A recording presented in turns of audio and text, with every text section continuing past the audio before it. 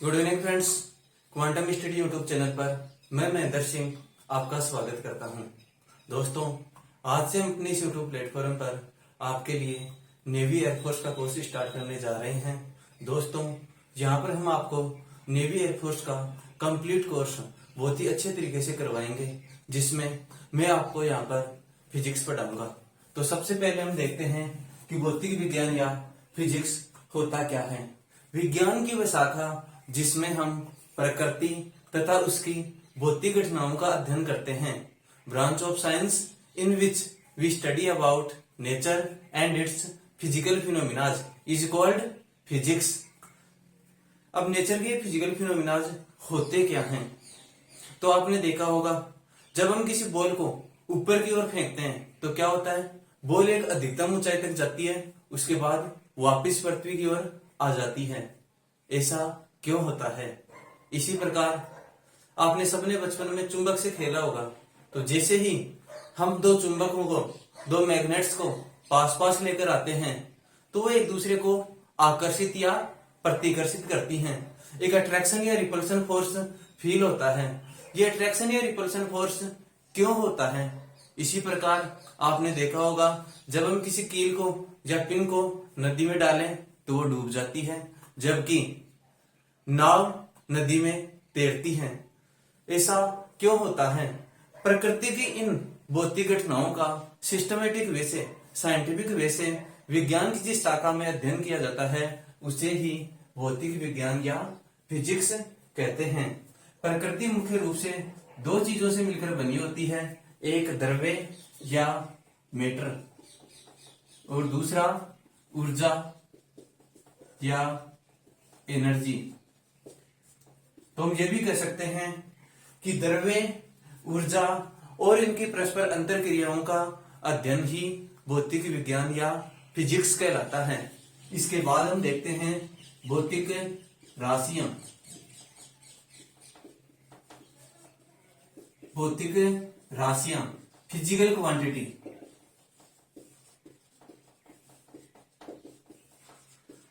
भौतिक राशियां या फिजिकल क्वांटिटी क्या होता है? ऐसी राशि जिन्हें हम माप सकते हैं या जिन्हें हम मेजर कर सकते हैं, भौतिक राशि या फिजिकल क्वांटिटी कहलाती हैं। प्रकृति में प्रत्येक पदार्थ के पास कुछ ऐसे गुण होते हैं, कुछ ऐसी प्रॉपर्टीज होती हैं जिन्हें हम मेजर कर सकते हैं। जैसे ये मार्कर है, इसका कुछ ना कुछ मास होगा, कुछ द्रव्यमान होगा जिसे हम मेजर कर सकते हैं, 5 ग्राम, 10 ग्राम, 1 केजी, 2 केजी। इसी प्रकार इसकी कोई लेंथ होगी, कोई लंबाई होगी, 1 मीटर, 2 मीटर, 10 सेंटीमीटर, 20 सेंटीमीटर, उसे भी हम मेजर कर सकते हैं। इसका वॉल्यूम, इसकी डेंसिटी। तो ऐसी राशियां जिन्हें हम मेजर कर सकते हैं उन्हें भौतिक राशियां या फिजिकल क्वांटिटी कहते हैं। तो फिजिकल क्वांटिटी क्या होती हैं? क्वांटिटी, ऐसी क्वांटिटी जिन्हें मेजर किया जा सकता है या जिनका मापन संभव है, भौतिक राशि या फिजिकल क्वांटिटी कहलाती हैं। किसी भी फिजिकल क्वांटिटी को मेजर करने के लिए हमें मेनली दो चीजों की आवश्यकता होती है, एक उसका परिमाण और एक उसका मात्रक। किसी भी फिजिकल क्वांटिटी क्यू को मेजर करने के लिए हमें दो चीजों की आवश्यकता होती है, एक उसका परिमाण जिसे उसका आंकिक मान या न्यूमेरिकल वैल्यू कहते हैं, और दूसरा उसका मात्रक या यूनिट। जैसे हम बाजार में चीनी लाने गए तो दुकानदार को हम क्या बोलेंगे कि 5 केजी चीनी देना। तो यहाँ पे 5 क्या है? इस भौतिक राशि का, हमारी भौतिक राशि चीनी, 5 यहाँ पर उसका परिमाण या उसका आंकिक मान या उसकी न्यूमेरिकल वैल्यू है। और केजी क्या है? केजी उसका एक मात्रक है। तो किसी भी भौतिक राशि को मेजर करने के लिए हमें दो चीजों की आवश्यकता होती है, एक उसकी न्यूमेरिक वैल्यू है, उसका आंकिक मान, और एक यूनिट। जैसे शुगर है तो हमें शुगर लानी है तो हम क्या बोलेंगे, 5 केजी शुगर देना। यहाँ पे 5 क्या हो गया? इसकी न्यूमेरिक वैल्यू, और केजी इसका यूनिट। फिजिकल क्वांटिटी की अलग अलग यूनिट हो सकती हैं। जैसे यहाँ पर शुगर है, हम इसको केजी के बजाय ग्राम में भी मेजर कर सकते हैं। 1 केजी में कितने ग्राम होते हैं? 1 किलोग्राम बराबर 1000 ग्राम। तो केजी से ग्राम में चेंज करेंगे तो कितना आएगा, केजी की जगह 1000 ग्राम। 5 अपना ऐसा का ऐसा। तो हमारी ये फिजिकल क्वांटिटी शुगर पहले कितनी थी, 5 केजी। केजी में मेजर किया तो इसकी न्यूमेरिक वैल्यू 5। इसको हमने ग्राम में मेजर किया तो न्यूमेरिक वैल्यू कितनी आ गई, 5000। लेकिन क्या अब शुगर की क्वांटिटी में चेंज होगा, हमारी फिजिकल क्वांटिटी अब भी उतनी होगी। हम चाहे 5 केजी शुगर मांगे चाहे 5000 ग्राम मांगे, फिजिकल क्वांटिटी में शुगर में कोई चेंज नहीं होगा। यानी कि यूनिट चेंज करने से हमारी फिजिकल क्वांटिटी में, हमारी भौतिक राशि में कोई परिवर्तन नहीं होता है। ये कांस्टेंट रहती है, ये नियत रहती है। यूनिट चेंज करने से फिजिकल क्वांटिटी में कोई चेंज नहीं होगा। फिर चेंज किस में होगा, हमने जैसे ही यूनिट को चेंज किया केजी से ग्राम, तो हमारी न्यूमेरिक वैल्यू 5 से 5000 हो गई। केजी एक बड़ा मात्रक है, बड़ी यूनिट है। ग्राम छोटी यूनिट है। हमने जैसे ही बड़ी यूनिट से छोटी यूनिट में चेंज किया, हमारी न्यूमेरिक वैल्यू छोटी से बड़ी हो गई। मात्रक बड़ा तो न्यूमेरिक वैल्यू छोटी, मात्रक छोटा तो न्यूमेरिक वैल्यू बड़ी। इसी प्रकार जैसे मान लो हम टाइम को मेजर करें, कोई दूसरी फिजिकल क्वांटिटी है, टाइम एक फिजिकल क्वांटिटी है, क्योंकि हम इसको मेजर कर सकते हैं 5 मिनट, 10 मिनट, 1 घंटा, 2 घंटा। मान लो हमें दिया हुआ है T equals to 300 second, T equals to 300 second. यदि हमें इसे मिनट में चेंज करना है, 1 मिनट में कितनी सेकेंड होती है, 60 सेकेंड से मिनट में चेंज करना है तो 60 से डिवाइड करेंगे, यानी कि T equals to 5 minute. Second हमारी छोटी यूनिट थी, मिनट बड़ी यूनिट है। सेकेंड के साथ न्यूमेरिक वैल्यू थी 300, जबकि मिनट के साथ 5। यानी कि जैसे हमने यूनिट को बड़ा किया, सेकेंड छोटी यूनिट थी, उसे बड़ी यूनिट में चेंज किया मिनट में, तो न्यूमेरिक वैल्यू बड़ी से छोटी हो गई।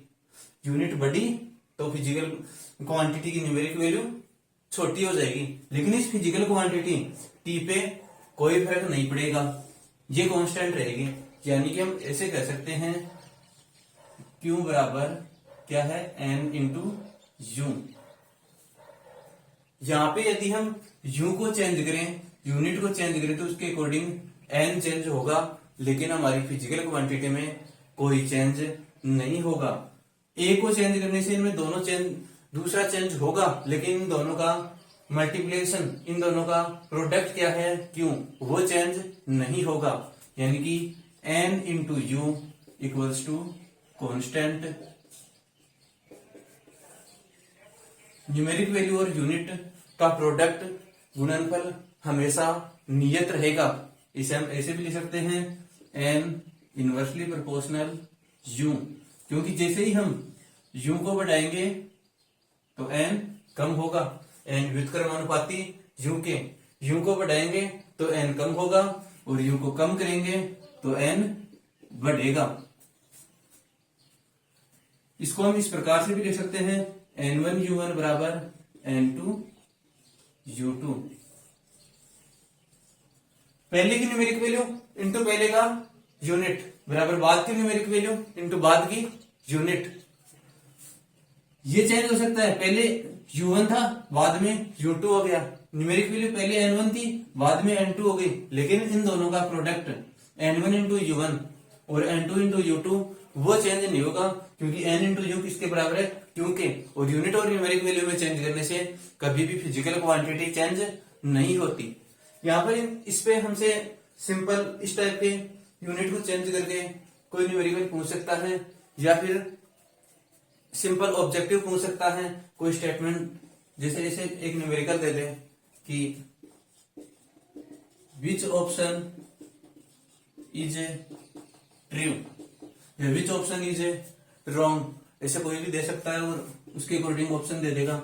विच ऑप्शन इज ए ट्रू, हमें पहला ऑप्शन दे दिया N inversely proportional U square, दूसरा ऑप्शन दे दे N डायरेक्टली प्रोपोर्शनल U, तीसरा ऑप्शन दे दिया N directly proportional U square, और फोर्थ ऑप्शन दे दिया N inversely proportional you.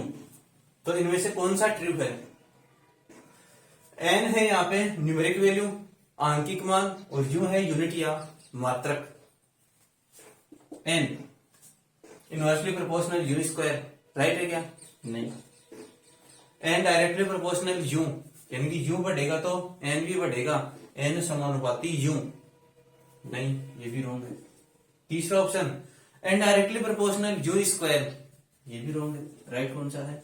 N direct inversely proportional या N व्युत्क्रमानुपाती यू के, या एन समानुपाती 1/u, ये ऑप्शन राइट होगा। इस प्रकार यहां से हमसे सिंपल ऑब्जेक्टिव पूछ सकता है। इसके बाद हम देखते हैं भौतिक राशियों के प्रकार, टाइप्स ऑफ फिजिकल क्वांटिटी।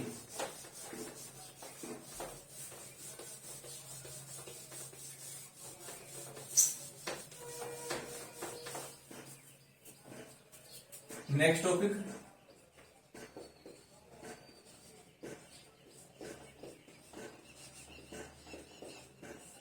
भौतिक राशियों के प्रकार,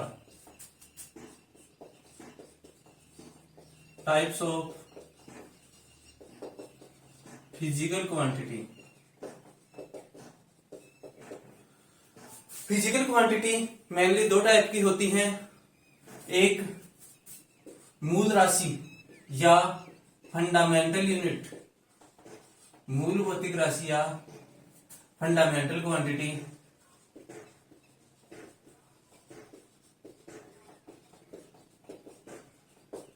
मूल राशि या फंडामेंटल क्वांटिटी, और दूसरी होती है व्युत्पन्न राशि या डिराइव्ड क्वांटिटी।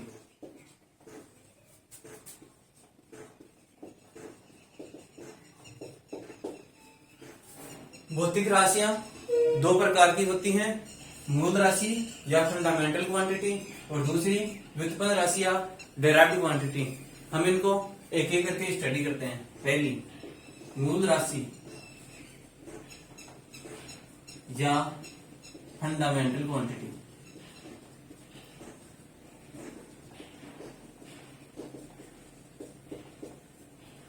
मूल राशि या फंडामेंटल क्वांटिटी ऐसी भौतिक राशियां जो किसी दूसरी राशि पर निर्भर नहीं करती हैं या अपने आप में स्वतंत्र होती हैं, मूल राशि या फंडामेंटल क्वांटिटी कहलाती हैं। हम इसको इस प्रकार से समझ सकते हैं, जैसे आपने सबने नंबर पढ़े हैं, बचपन में गिनती पढ़ी है, तो 0 से लेकर 9 तक के नंबर, 0 से लेकर 9 तक के नंबर क्या किसी दूसरे नंबर पे डिपेंड करते हैं? क्या 5 को लिखने के लिए हमें किसी दूसरे नंबर की हेल्प चाहिए? नहीं। 6 को लिखने के लिए हमें किसी दूसरे नंबर की आवश्यकता पड़ी? नहीं। तो ऐसे नंबर जो किसी दूसरे नंबर पर निर्भर नहीं करते, अपने आप में स्वतंत्र होते हैं, ऐसे नंबरों को हम मूल नंबर बोल सकते हैं। इसी प्रकार ऐसी फिजिकल क्वांटिटी जो किसी दूसरी फिजिकल क्वांटिटी पर डिपेंड नहीं करती है, उसे हम फंडामेंटल क्वांटिटी कहते हैं। फिजिक्स में 7 फंडामेंटल क्वांटिटी होती हैं, जो इस प्रकार हैं: लंबाई, लेंथ, दूसरी है द्रव्यमान, मास, तीसरी है समय, टाइम, चौथी है तापमान, टेम्परेचर, पांचवी है विद्युत धारा, इलेक्ट्रिक करंट। कितनी होगी? 5। छठी है ज्योति तीव्रता,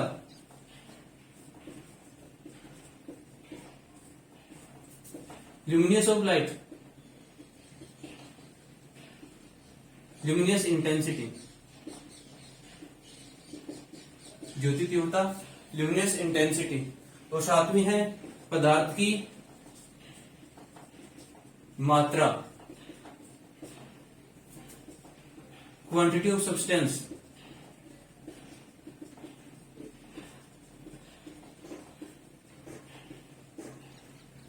तो फिजिक्स में 7 फंडामेंटल क्वांटिटी या मूल राशि होती है, जो कि इस प्रकार है: length, mass, time, temperature, electric current, luminous intensity और क्वांटिटी ऑफ सब्सटेंस, पदार्थ की मात्रा। इसके बाद हम दूसरी देखते हैं, व्युत्पन्न राशि।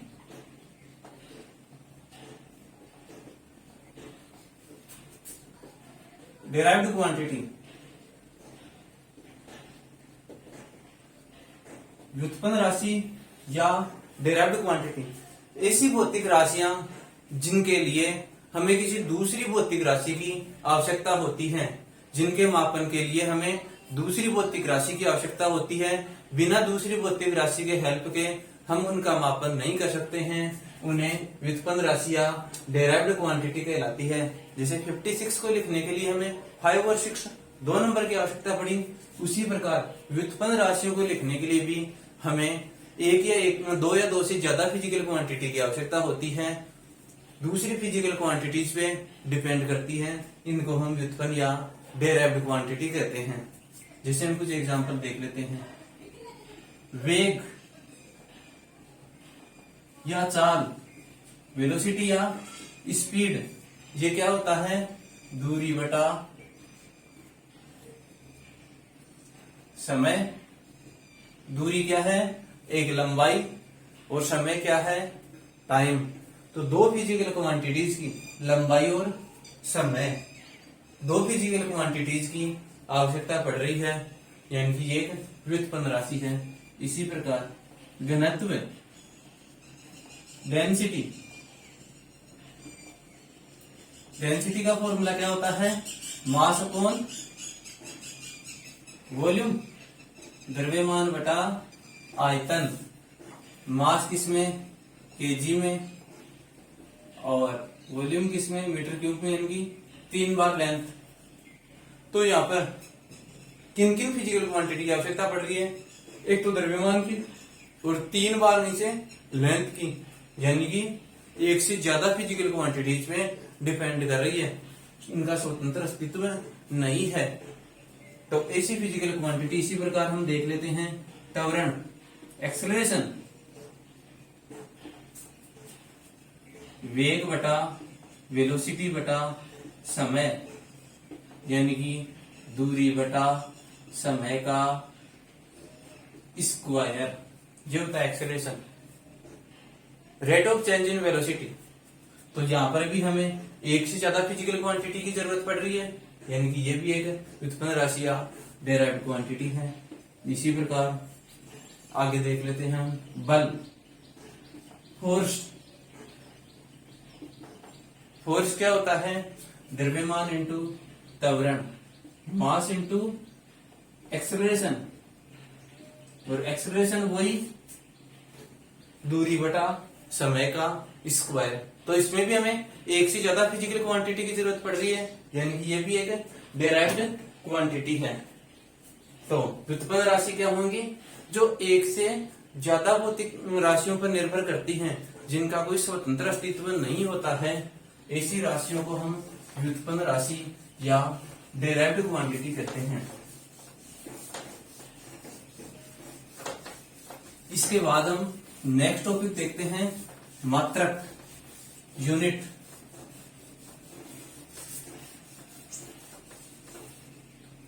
नेक्स्ट टॉपिक देखते हैं मात्रक या यूनिट। मात्रक या यूनिट क्या होता है? वह निश्चित मात्रा जिसे हम संदर्भ के मानक के रूप में यूज करते हैं, एक रेफरेंस के तौर पर यूज करते हैं। किसी भी भौतिक राशि को मापन के लिए हम एक रेफरेंस यूज करते हैं। जैसे हमें द्रव्यमान मापना है, मास को मेजर करना है, तो हम पहले एक रेफरेंस ले लेते हैं कि इतनी मात्रा को हम 1 केजी बोलेंगे। इसके बाद कोई चीज यदि इससे 10 गुना होगी तो उसको 10 केजी बोल देंगे, 20 गुना होगी तो 20 केजी बोल देंगे। लंबाई को मेजर करना हो तो हमने एक रेफरेंस ले लिया, एक मानक ले लिया कि हाँ इस लेंथ को हम 1 मीटर बोलेंगे, इस लेंथ को हम 1 सेंटीमीटर बोलेंगे। अब कोई चीज इससे 10 गुना ज्यादा लंबी होगी तो उसको 10 मीटर, 3 गुना ज्यादा लंबी होगी तो 3 मीटर बोल देंगे। तो किसी भी फिजिकल क्वांटिटी को मेजर करने के लिए जो हम रेफरेंस यूज करते हैं, जो मानक यूज करते हैं, उसे ही हम मात्रक या यूनिट कहते हैं। एक डेफिनेट क्वांटिटी जो फिजिकल क्वांटिटी को मेजर करने के लिए एक रेफरेंस के तौर पर यूज की जाती है, उसे ही मात्रक या यूनिट कहते हैं। ठीक है, इसके बाद हम देखते हैं मात्रक पद्धतियां। फिजिकल क्वांटिटी को मेजर करने के लिए अलग अलग टाइप की मात्रक पद्धतियां यूज की जाती हैं। सिस्टम ऑफ यूनिट, मात्रक पद्धतियां, सिस्टम ऑफ यूनिट्स। फिजिक्स में हम 4 तरह की मात्रक पद्धतियां पढ़ते हैं, जिनमें पहली है MKS system. MKS system, MKS system में मास को मेजर करने के लिए, एमकेएस सिस्टम में क्या होता है, लंबाई या लेंथ को मेजर करने के लिए, लंबाई या लेंथ को मेजर करने के लिए हम मीटर का यूज करते हैं। लेंथ को मीटर में मेजर किया जाता है। द्रव्यमान, मास, मास को केजी में मेजर किया जाता है। और समय, टाइम को सेकंड में मेजर किया जाता है। एम के सिस्टम, नाम यहीं से आया है, एम के और एस। लेंथ को मीटर में, मास को केजी में और टाइम को सेकंड में मेजर किया जाता है। इसके बाद दूसरा है सीजीएस सिस्टम, जिसे हम सीजीएस सिस्टम को हम फ्रेंच या मेट्रिक पद्धति भी कहते हैं। सीजीएस सिस्टम को फ्रेंच या मेट्रिक पद्धति भी कहा जाता है। इसमें हम लेंथ को सेंटीमीटर में मेजर करते हैं, मास को ग्राम में मेजर करते हैं और टाइम को सेकंड में मेजर करते हैं। सीजीएस, सेंटीमीटर, ग्राम, सेकंड, और इसे फ्रेंच या मेट्रिक सिस्टम भी कहा जाता है। तीसरी मात्रक पद्धति है एफपीएस सिस्टम।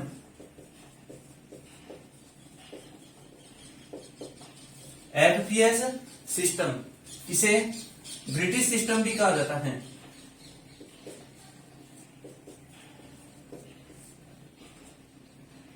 ब्रिटिश पद्धति, इसमें क्या होता है, लेंथ को फीट में मेजर किया जाता है।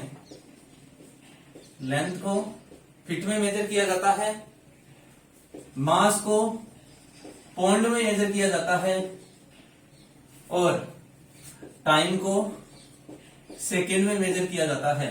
Feet pound second, FPS. इसके बाद चौथी है एसआई पद्धति, एसआई सिस्टम। एसआई की फुल फॉर्म है सिस्टम इंटरनेशनल।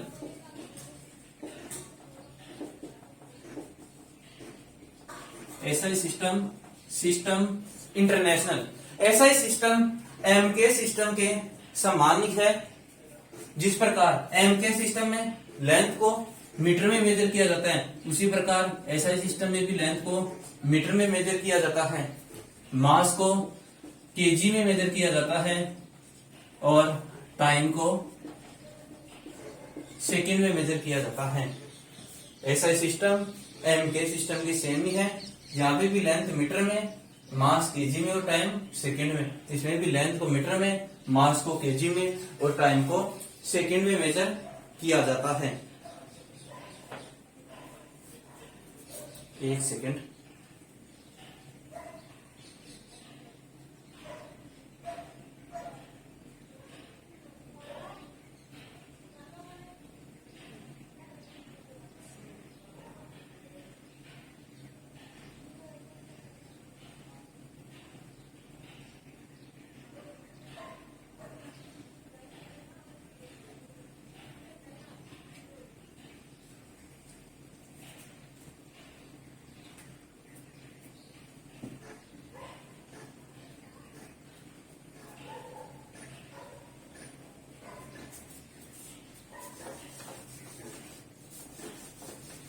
इसके बाद हम देखते हैं मात्रकों के प्रकार।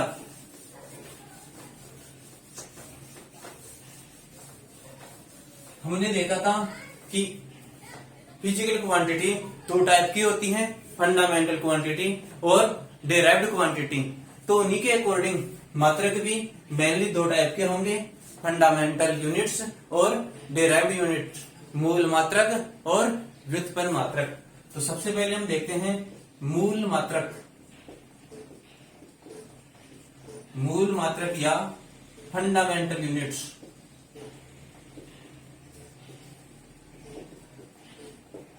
मूल मात्रक या फंडामेंटल यूनिट। हमने 7 फिजिकल क्वांटिटी ऐसी देखी थी जिन्हें हम फंडामेंटल क्वांटिटी या मूल राशि कहते थे। उन्हीं 7 मूल राशियों के मात्रकों को ही हम मूल मात्रक या फंडामेंटल यूनिट कहते हैं। 7 मूल राशियां होती हैं, उनके मात्रकों को ही, उनकी यूनिट्स को ही मूल मात्रक या फंडामेंटल यूनिट कहा जाता है। जैसे पहली थी लंबाई, लेंथ, इसका मात्रक होता है, यूनिट होती है, इधर है क्वांटिटी और इधर है यूनिट, मीटर। दूसरी द्रव्यमान, मास, जो फंडामेंटल क्वांटिटी थी उनकी यूनिट को ही हम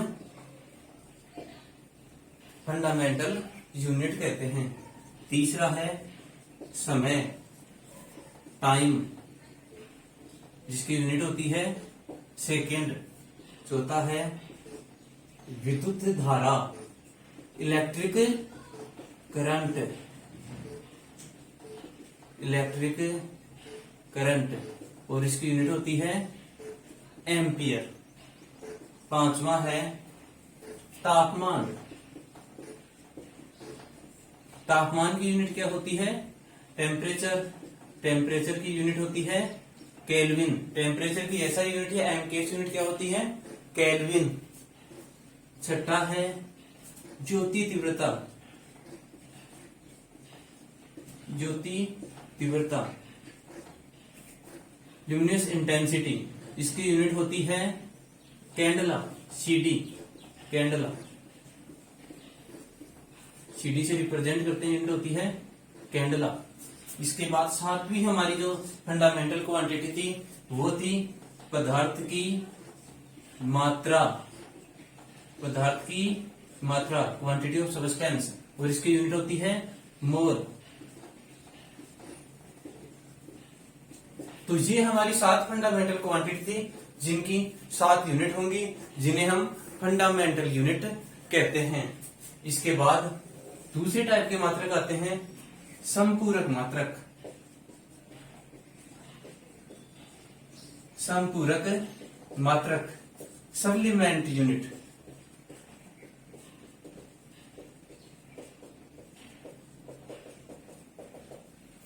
संपूरक मात्रक या सप्लीमेंट यूनिट दो होती हैं। पहली है समतल कोण, प्लेन एंगल। समतल कोण या प्लेन एंगल क्या होता है? यहां से नाम से ही आपको पता चल रहा होगा कि एक प्लेन में बनता है। तो प्लेन में कहां पे बनता है? किसी भी सर्किल में, सर्किल में उसके आर्क के द्वारा, सर्किल में उसके आर्क के द्वारा उसके सेंटर पे बनाया गया जो एंगल है, आर्क के द्वारा सर्किल के सेंटर पे बनाया गया एंगल। सर्किल हमेशा प्लेन में ही होता है, 2D में ही होता है। सर्किल के आर्क के द्वारा उसके सेंटर पे बनाया जो एंगल है ये थीटा, इसी को कहते हैं हम समतल कोण या plane angle. Theta is equal to होता है आर्क अपॉन लेंथ, ठीक है। Theta is equal to arc upon length, कोण बराबर आर्क अपॉन रेडियस कर लो। लेंथ किसकी? उसकी रेडियस की। तो कोण बराबर चाप बटा त्रिज्या, थीटा बराबर आर्क अपॉन रेडियस। अब देखो आर्क क्या है? एक लंबाई। रेडियस क्या है? एक लंबाई। यानी कि इसकी कोई यूनिट नहीं होनी चाहिए, लेकिन इसकी यूनिट मानते हैं हम रेडियन। समतल कोण या प्लेन एंगल की यूनिट क्या होती है? रेडियन। यदि आर्क इक्वल्स टू लेंथ हो, if arc equals to radius, यानी कि ये जो आर्क की लंबाई है एल, वो इसकी रेडियस के इक्वल हो, आर्क यदि रेडियस के इक्वल हो तो थीटा कितना होगा? Theta is equals to 1 radian. तो सर्किल के रेडियस के इक्वल लेंथ के आर्क के द्वारा सेंटर पे बनाया गया जो एंगल कितना होता है? 1 रेडियन।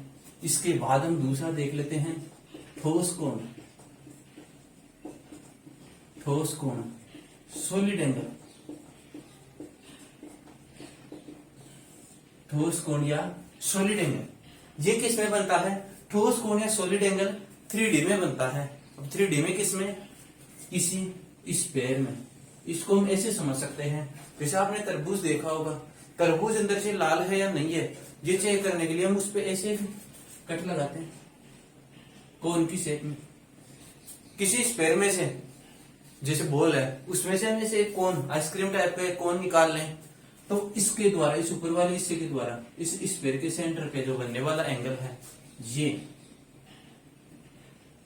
जिसे हम ओमेगा से रिप्रेजेंट करते हैं, यही ठोस कोण या सॉलिड एंगल कहलाता है। 3D में बनता है।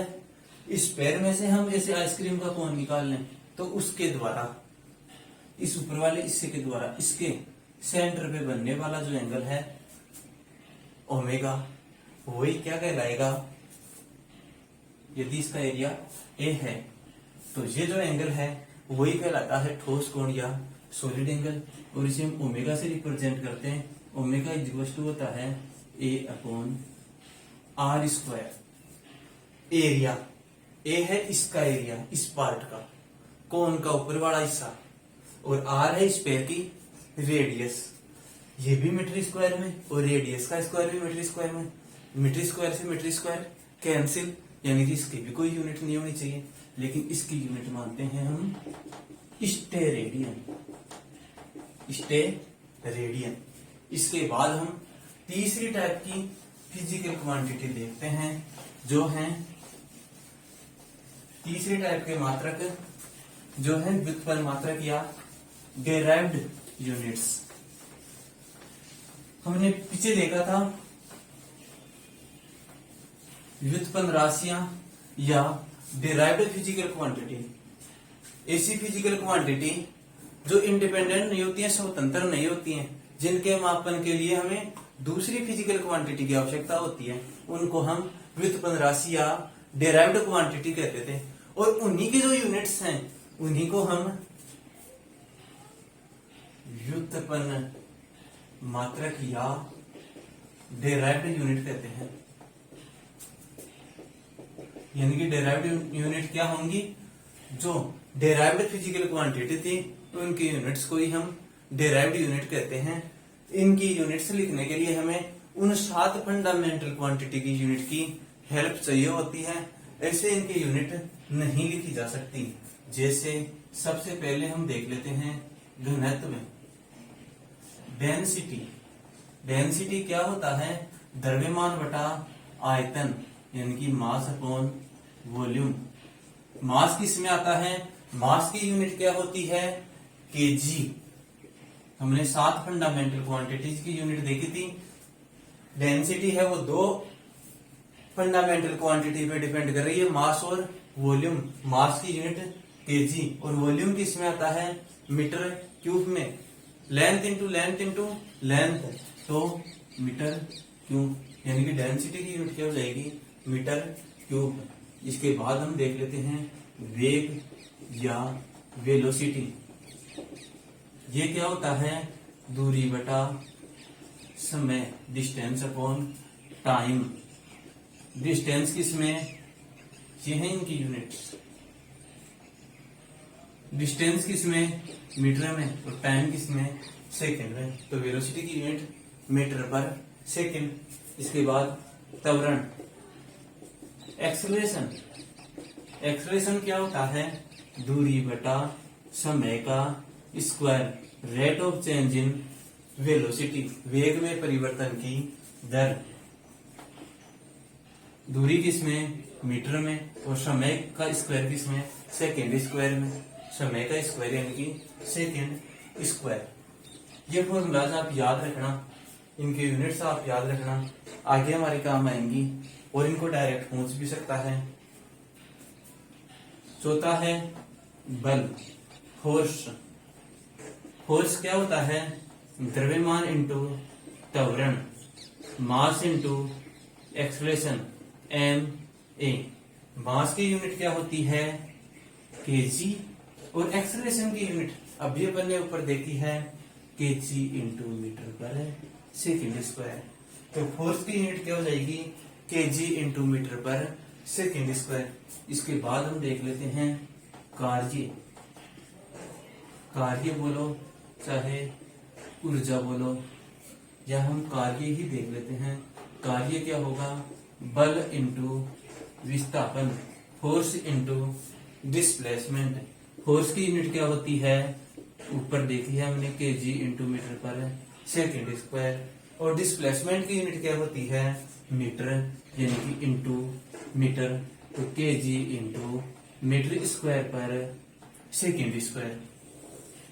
इन फॉर्मूलाज को और इन यूनिट्स को आप याद रखेंगे, फॉर्मूला याद रखेंगे, उनसे हम यूनिट निकालना आसान हो जाएगा। बाकी हम जैसे जैसे फिजिक्स को कंप्लीट करेंगे, ये आपको डायरेक्ट याद भी हो जाएंगी, और आप इनको लर्न करने की कोशिश भी करना, ठीक है। इसके बाद हम देख लेते हैं संवेग या मोमेंटम। संवेग क्या होता है, द्रव्यमान इंटू वेग, mass into velocity, M V. Mass की यूनिट केजी, यदि हम यूनिट की बात करें तो मास की यूनिट केजी, और वेलोसिटी की यूनिट मीटर पर सेकेंड। तो momentum KG into metre per second. इसके बाद हम देख लेते हैं दाब, प्रेशर। प्रेशर ये होता है बल बटा क्षेत्रफल, force per unit area. Per unit area पे लगने वाला फोर्स ही प्रेशर होता है। बल्कि फोर्स की यूनिट हमने देखी थी, KG into metre per second square, KG into metre per second square. और एरिया की यूनिट मीटर स्क्वायर, एक मीटर से एक मीटर कैंसिल, तो यूनिट क्या आ जाएगी, KG upon metre into second square, यही होगी। इसके बाद हम देख लेते हैं आवेश, चार्ज। देखो करंट क्या होता है, पर यूनिट टाइम में फ्लो होने वाला चार्ज, एकांक समय में प्रवाहित होने वाला जो आवेश है वो ही धारा कहलाता है। यानी कि आई इक्वल टू क्या होता है, क्यू अपॉन टी। तो क्यू बराबर आई टी, यानी कि आवेश बराबर धारा इंटू समय, आई इंटू टी। आई की यूनिट क्या होती है, एम्पियर। इलेक्ट्रिक करंट एक फंडामेंटल क्वांटिटी है, और टाइम की यूनिट सेकेंड। तो आई की यूनिट क्या हो जाएगी, एम्पियर इंटू सेकेंड।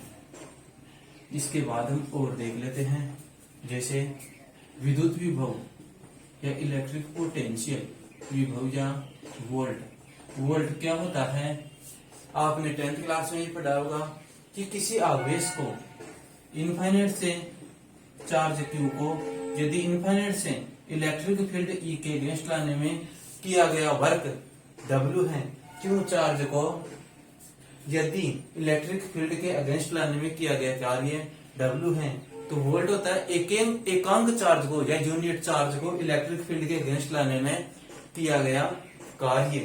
क्यू को लाने में डब्ल्यू कार्य किया जा रहा है, तो एक को लाने में कितना कार्य किया जाएगा, W upon Q. V equals to W upon Q, ठीक है। अब डब्ल्यू क्या है, वर्क। तो और वर्क क्या होता है, फोर्स इनटू डिस्प्लेसमेंट। वर्क क्या होता है, फोर्स इनटू डिस्प्लेसमेंट। और क्यू क्या होता है, I into T. Q equals to I into T. Force की यूनिट हमने देखी थी KG into metre per second square, displacement की यूनिट मीटर और चार्ज की यूनिट एम्पियर और टाइम की सेकेंड। तो इसकी यूनिट क्या हो जाएगी, KG into metre square ampere into second cube, KG into metre square और नीचे एम्पियर इंटू सेकेंड क्यूब। तो ये होती हैं डेराइव्ड क्वांटिटी। ऐसी बहुत डेराइव्ड क्वांटिटी होती हैं, आगे हम और स्टडी करेंगे इनको इस क्लास में। इतना ही। आपको हमारी वीडियो कैसी लगी ये कमेंट बॉक्स में बताएं और अपने दोस्तों के साथ भी जो नेवी एयरफोर्स की तैयारी करने चाहते हैं ज्यादा से ज्यादा दोस्तों के पास शेयर करें।